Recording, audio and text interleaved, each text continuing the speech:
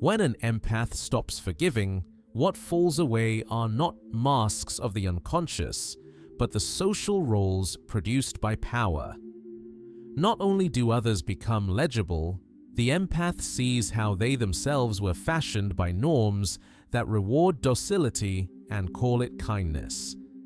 Those who seemed loving reveal their dependence on a particular economy of feelings, one where your care subsidizes their irresponsibility. Relationships that looked generous expose the small techniques of control that kept you available. Apology as ritual, guilt as leverage, confession as currency. And most unsettling of all, you notice the costume you were trained to wear, the endlessly forgiving subject, a figure manufactured by moral discourses that prize peace over truth and compliance over care. Picture the scene. You forgive again. You absorb the fallout so others can sleep. You lie awake auditing your worth. What changes is not a burst of rage from the depths, but a new regime of attention. You stop participating in the choreography that turns your empathy into infrastructure for everyone else's comfort. Foucault would say a different relation to yourself emerges. The script that once governed you, keep the peace, carry the load, explain yourself, no longer compels. From a Foucauldian angle, the empath's endless forgiveness is not pure compassion, it is a disciplinary effect.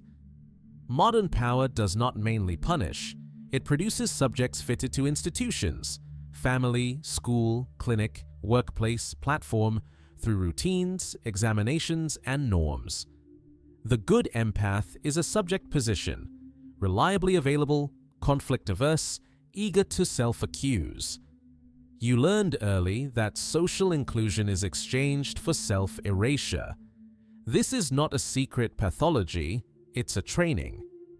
When the empath suspends automatic forgiveness, a small revolution begins. The microphysics of power in their network, those subtle expectations and moralized cues, start to malfunction. Roles unravel, scripts fail. What looked like character flaws in you, too sensitive, too intense, now read as counterconduct. Practices that refuse the normalizing demand to be permanently accommodating. Foucault called attention to the shadow side of virtue language. How words like kindness, maturity, or forgiveness can operate as norms that discipline bodies and feelings. Guilt here is not merely emotion, it is a technology of control. It is how a community reattaches you to the role of caretaker when you begin to detach. What replaces automatic forgiveness is not cruelty, but ethics. In Foucault's sense, the work of forming oneself otherwise. You begin crafting boundaries as technologies of the self, daily practices that let you govern your life without being governed by the demand to be good at any cost. This is not a turn inward to escape power. It is a change in how power passes through you. 8. Foucauldian shifts, the sacred rebellion reframed, from absorption to attribution. You stop processing other people's emotional waste as if it were yours.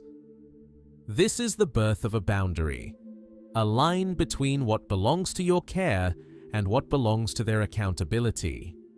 The persona is discontinued.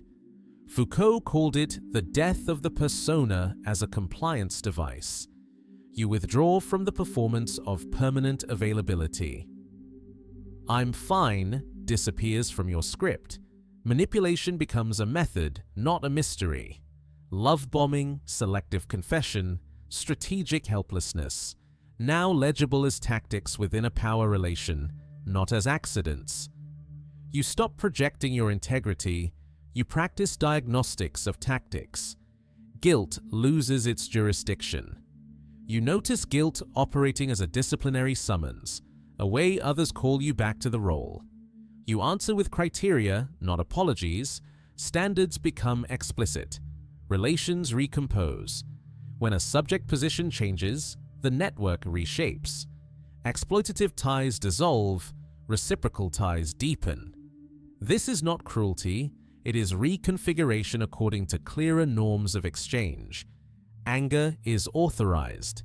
Anger functions as counter-knowledge, a signal that a norm violated your dignity. It does not license harm, it grounds refusal, no further, and stabilizes boundaries. Pattern recognition replaces confusion. You develop discursive literacy, seeing recurring sequences, transgression arrow contrition, ritual arrow reset, arrow repeat.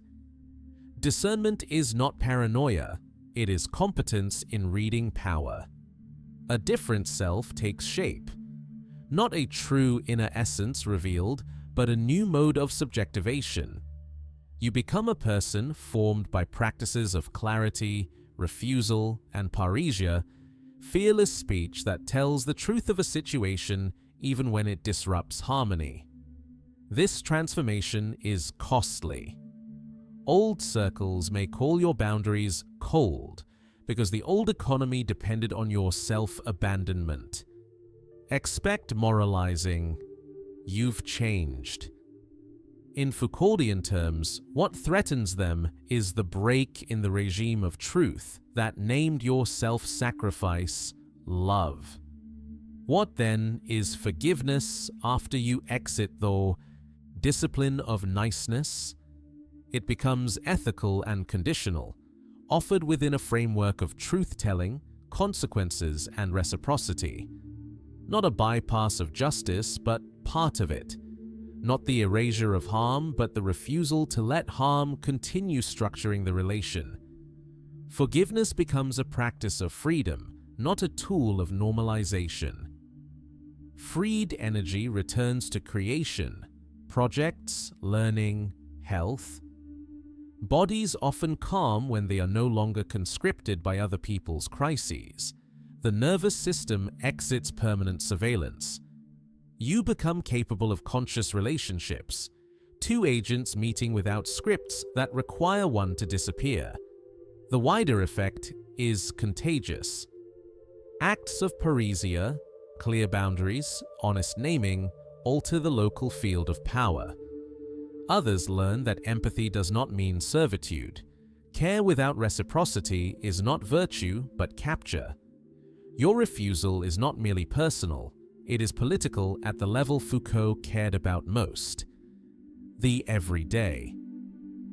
The paradox at the end of this path: when you stop forgiving automatically, you finally make room for a forgiveness that is true, because it is spoken by someone who remains present to themselves.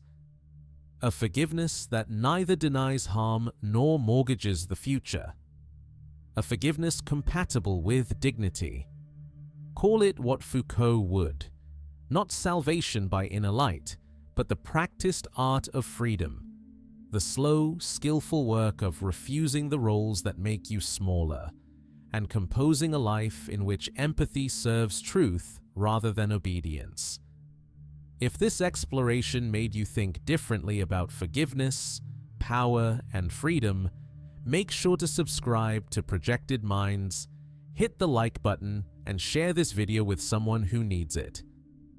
And don't miss the next episode, where we'll keep questioning the truths that govern us and uncover new ways to resist, rethink, and reinvent. Until then, stay awake, stay critical, and stay free.